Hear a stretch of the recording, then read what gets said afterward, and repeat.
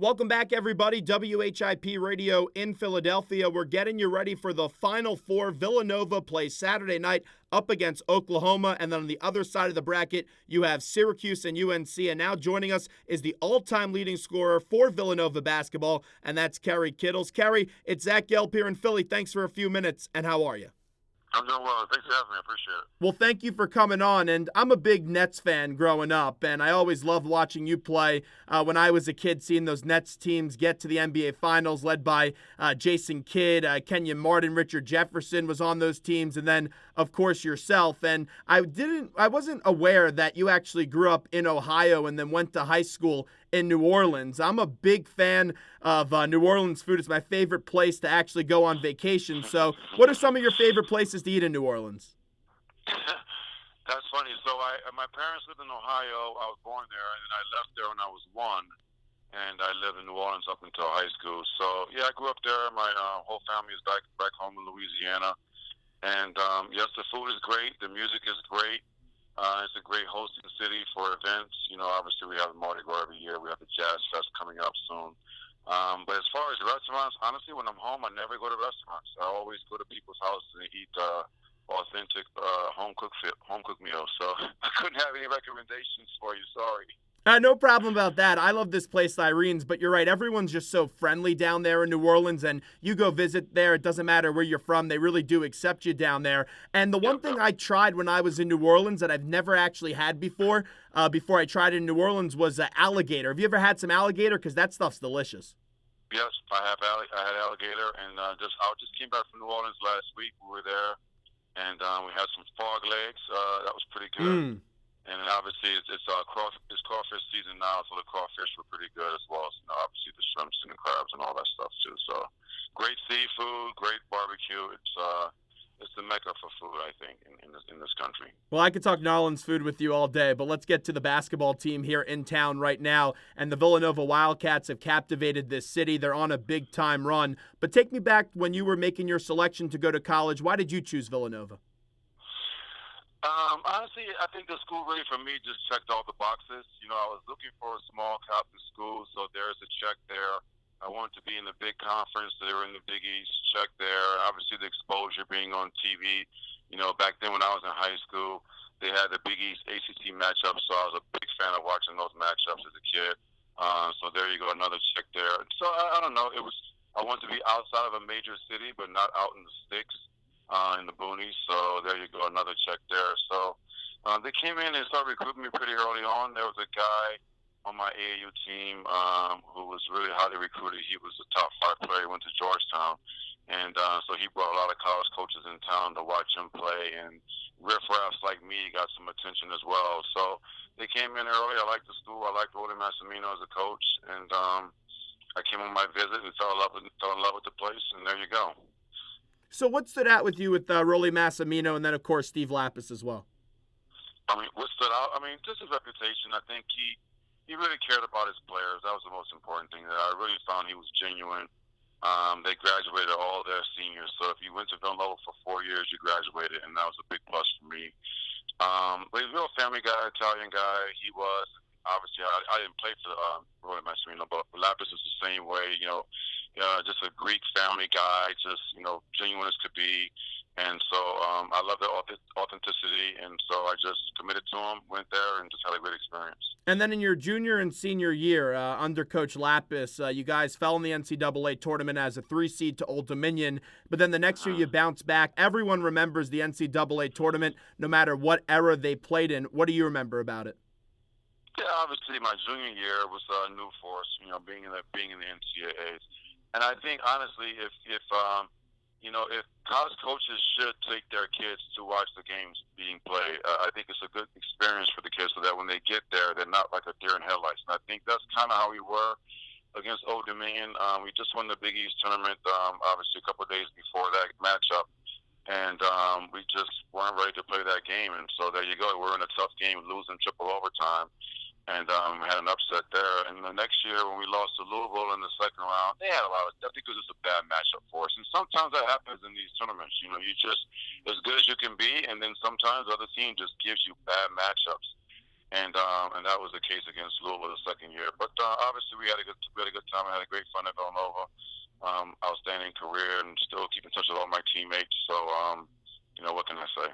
When you lost in 94-95, the next year you guys bounced back, like I was saying, and you were able to get a victory in the first round before you lost in round number 2. We've seen this Villanova team recently. The previous 3 years, they didn't have as much success with high expectations. How much did losing your junior year really just motivate you to go back the next year and win a game? Well, I don't know. As a competitor, you're always motivated. I never really looked back. That game was such a bad game for us my junior year. I just kind of blocked it out. Honestly, I didn't really think about it anymore the next year. But as a competitor, you just want to win every game. So for me, it was like, okay, we're playing whoever we're playing now, and I just want to win the game. So I didn't really look back on that game, the following year. Just kind of move forward and just give it all I had the following year. Seeing this Villanova team now, I know you and your friends that played there at Villanova are definitely proud of this group. But what makes this Villanova team different than the group that we've seen the last 3 years that fell a little bit short? I don't know. I think that the chemistry is probably a little bit better than it's been in the past. Not that they had chemistry problems, but I just think right now they have really good chemistry. Number one, the players are really taking that big curve leap in maturity throughout the season. I mean, everyone talks about the team being different later in the year than they are in the beginning of the year, and obviously, I think now if you look at our team compared to when we played Oklahoma in December, you probably would say, wow, this is a totally different team. Same guys, just more experience and just learning their roles more, filling in with other guys, and just everything just kind of coming together at the right time. And I see that's kind of what we're seeing now with this team as a former player looking at these guys play. I mean, they've always played hard. They've always competed on every possession. They don't really lose too many 50-50 balls in those hustle stats. But we have to make shots. I mean, we're a predominantly three-point shooting team, and when we don't make threes, we're going to have a long night. And so we got to find a way to win games, and we're not making threes. We're talking to Kerry Kittles, who's the all-time leading scorer at Villanova, was there from 92 to 96. And Kerry, last time I saw you at that CBS Expo event, I told you I'm a Temple guy, but I'll tell you this, it's really tough to not like this Villanova team. They play with such that team family atmosphere like you were talking about, and they just have so many guys that you would not think will make it in the next level, but they just go out there this year and they compete really hard. And one of those players that I actually got to see in high school was Ryan Arcidiacono. When I saw him play, I think it was his junior year in high school, he went 17 out of 17 in a playoff game from the free throw line and had 30 points. Just, you look at a player like Ryan Arcidiacono, and you just have to be probably really impressed with what he brings to Villanova. Yes, I mean he's a catalyst of our team. He's really the face of what we do, and he sets the table for everyone else. I think that when you have that kind of leadership from a player, and how he competes every possession, I mean he gives his all. I think it kind of bleeds into the rest of the guys in the locker room. It bleeds into the team, the coaching staff. They get more excited. So, he's been very consistent this year. I would say out of all other years, he had a really good year last year, but I think this year was really consistent year for him. And I think now they really helped the growth of Jalen Brunson. They helped the growth of Booth and Mikal Bridges. So having those three younger guys really come in and give us quality minutes is probably an indication of the impact that Archie has had on this program, and in particular this year, and what he's able to do with his play and leadership skills. You know, my dad went to Villanova, so growing up as a kid, I always had to watch Villanova, and I really like Nardi. I also saw, yeah, right. I also saw Reynolds as well in that run up against Pitt. Just who's been some of your favorite Villanova players over the years? Some of my favorite players, I mean, I played against Doug West when I was at Villanova. He used to come back and play all the time. I was a big fan of his. But since I finished up, obviously I really enjoy Randy Foy. I really enjoy Corey Fisher. I love the tenacity of Kyle Lowry. But I mean, all of these guys. I mean, they just really they bought into Jay. I mean, it's easier said than done. College coaching. We sit as fans. Now I'm a fan of the game, so we sit and we criticize and we watch all these college kids play, and we have our opinions about them. But I mean, when you look at this team now, you see a group of guys that really bought into the coach and really bought into the team concept. I mean, as much as they shoot threes, everyone shoots threes. No one complains about shots. No one cares who scores points. All they care about is effort. And as a fan now, as a former player, that's what I love to watch. And so I probably watch this team this year more than any other year, not because they're the best team, which just so happen to be right now, is probably up with the teams, obviously, when Randy Ford was there. But this is a really exciting team. They play a great style of play. They play together. They play hard and they compete. So what more could you ask for? As we're talking to Kerry Kittles, who joins us for a few more minutes, they have a tough matchup against Buddy Hield, who's averaging just below 30 points per game in this NCAA tournament. But like we talked about, this Villanova team, they have the experience and they're battle-tested. How would you go about guarding Buddy Hield if you were playing in this game on Saturday? Well, I don't know. He's a great player. I mean, I've played against great players in the past, in college and in the pros. And great players, they somehow find a way. So you can have a scouting report, you can watch videos, and you can But when you're out there on the court, man, it's these guys, they move really fast, and it just happens so quick. And there you go, he's making a three in your face. So how to stop him? I don't know. I mean, obviously you try to make a guy drive to the basket instead of shooting threes. And try to play a lot of help defense against them. But take away his pace, number one. Make sure that he's putting the ball on the floor and he's creating a play, off the dribbles, probably towards the basket. And then you have to have some help defense challenging him as he's flashing to the basket. But he's a great player. Somehow they find a way of getting it done. Hopefully he shoots and he has an off night against us.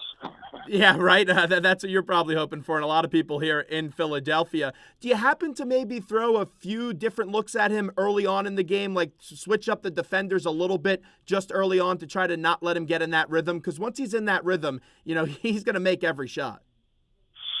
Yeah, you're right. I think throwing different looks at him, whether it's a different player from time to time, whether you throw in the zone to kind of slow him down a little bit. But you can't lose sight of a guy like that. I mean, when I played, I always wanted to not let the best player beat us, let someone else beat us. So you try your best to take him out of the game. But they're a well-balanced team. Let's not forget. I mean, he played well the last game, but the game before that, I don't know who it was, he didn't play that well, and they still did a pretty good job on whoever they played against. So they're a well-balanced team, and they know how to get their star shots whenever they need to. So you have to really execute the game plan and stay disciplined, not lose sight of where he is, and challenge him towards the basket, maybe draw some charges or be there in position to draw charges. And, hey, hopefully he has a bad night. You were an incredible shooter when you played, and now we see so many incredible shooters in this league. Buddy Hield is dominating in college, and then in the pros, it doesn't get any better than Curry. Just who are some of the better shooters that you've seen in your time playing and then watching the game of basketball? Better shooters? I mean, pure shooters? In college, obviously, you look at Ray Allen and what he did at Connecticut. He was a great shooter there. Gosh, who else in college? I can't remember all those guys. It was Stevie Edwards, the guy who played in Miami. He was a really good shooter, more streaky than others. And in the pros, I mean, the list goes on. You have the Reggie Millers, you have the Jordans, you have the Steve Kerrs, who are just spot shooters. You have guys like Peter Stojakovic, who were great shooters. I mean, shooting has always been an asset to the game, right? I mean, if you can make the shot from outside, then you spread the defense out more, and now you have more chances of driving and creating other plays. I think now that coaches are now allowing their four-man to shoot threes, and even sometimes as centers, we saw last year with the kid from Indiana, I think it was. Oh, no, I'm sorry, Wisconsin. Yeah, Kaminsky. So you see centers even shooting threes now. So in that case, I mean, the game is so much spread. You have to go out and guard these guys and make them make a play off the dribbles. So it's a different style of play. As a fan now, I'm learning to get used to that style of play. But it's exciting in its own way, and I want to see the percentages go up as these guys keep increasing the amount of attempts. I want to see the percentages go up as a fan. But overall, it's fun to watch. I mean, they're launching threes left and right, and you see teams shoot themselves into games, and you see teams shoot themselves out of games, and the coaches just throw their hands up in the air and say, "Oh, it was a bad shooting night." So I don't know. It's a different game now. There was nothing better growing up and watching really Big East basketball in New York at Madison Square Garden. And it's just a little bit funny to me that you have a Final Four now with Villanova and Syracuse, and Villanova is still in the Big East, but Syracuse is no longer. When you take a look back at the Big East basketball in the old days of the Big East, which were just, the best conference tournament there ever was, is it at all unfortunate as a player that played in the Big East that the Big East isn't what it once was? Yeah, I think so. I think it's a little bit unfortunate that things have changed. But, I mean, what stays the same in life? Nothing. As we're wrapping up with Kerry Kittles, who joins us right now. So real quickly before we let you run, we all know who you're going to be rooting for coming up on Saturday and then hopefully Monday. Is this the year that Villanova parties once like it's 1985 and cuts down the nets on Monday night? I think so. I think Oklahoma's going to be in for a surprise. I mean, I know they think that we're a different team, but when they actually see us out there now competing, hopefully they're a little bit more shocked than imagined. And we that game, and I think the last game is just pure guts, and I think we'll somehow make it happen. Very hopeful of that. All right, Kerry, thanks so much. We appreciate the time today. This was a whole lot of fun. All right, no problem. Thank you.